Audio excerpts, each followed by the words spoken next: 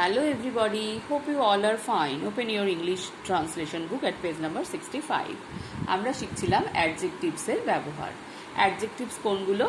যেগুলো কোনো নাউন বা প্রোনাউনকে বর্ণনা দেয়, অর্থাৎ সেটার সম্পর্কে আমাদের কিছু বলে।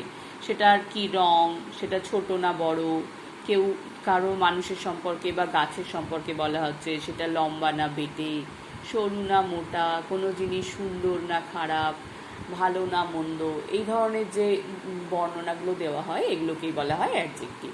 তোমরা কিছু বাক্য আগের দিন শিখেছো, আজকে চলো আরও কিছু বাক্য আমরা শিখব। দেখো, একটি গভীর নলকূপ। দেখো, এই নলকূপটাকে বর্ণনা দিচ্ছে গভীর শব্দটা। তো গভীর ইংরেজি হচ্ছে ডিপ, এটা হচ্ছে এখানে অ্যাডজেক্টিভ। একটি গভীর নলকূপ কি হবে তাহলে? আ ডিপ টিউবওয়েল। বাক্সটি হয় বড়, তাহলে বাক্সটা কেমন? বড়। তাহলে এই বড় শব্দটা বা বিগ শব্দটা এখানে adjective. The box is big. মেয়েটি হয় সুন্দরী, কি হবে তাহলে? The girl is beautiful. ছেলেটি হয় বোকা, দ্য বয় ইজ ফুলিশ।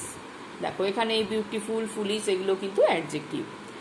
আচ্ছা, এরপরেরটা দেখো, তিনি ছিলেন আছে, এটা পাস্ট টেন্সে আছে, এটা তোমরা বাদ দিয়ে দেবে, এখানে ক্রস করে দেবে, এটা তোমাদের করতে হবে না। আকাশটা হয় নীল, কি হবে তাহলে? The sky is blue. এখানে আকাশের রংটা বর্ণনা করা হচ্ছে।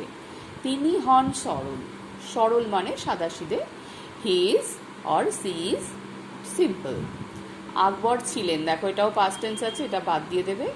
ছেলেটি হয় অন্ধ, দ্য বয় ইজ ব্লাইন্ড, এটা তোমাদের করে দেওয়া আছে। ময়ূর হয় সুন্দর পাখি, কি হবে? ময়ূর সুন্দর পাখি।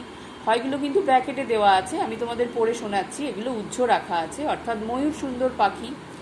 তো ময়ূর হয় সুন্দর পাখি, তার মানে আমাদের লিখতে হবে কি হবে?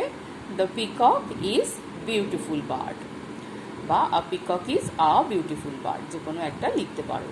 তারা অহংকারী বা তারা হয় অহংকারী, দে আর প্রাউড। খবরটি সত্য বা খবরটি হয় সত্য, দ্য নিউজ ইজ ট্রু। তারপরে যেগুলো আছে এগুলো তোমাদের করতে হবে না, এগুলো তোমরা পরে শিখবে। তোমরা এই 23 পর্যন্ত সুন্দর করে পেন্সিল দিয়ে তোমাদের বইতে করবে, লিখে ফেলবে। যদি কোনোটা বোঝার সমস্যা হয় ক্লাসে জেনে নেবে। সবাই ভালো থাকবে। বাই।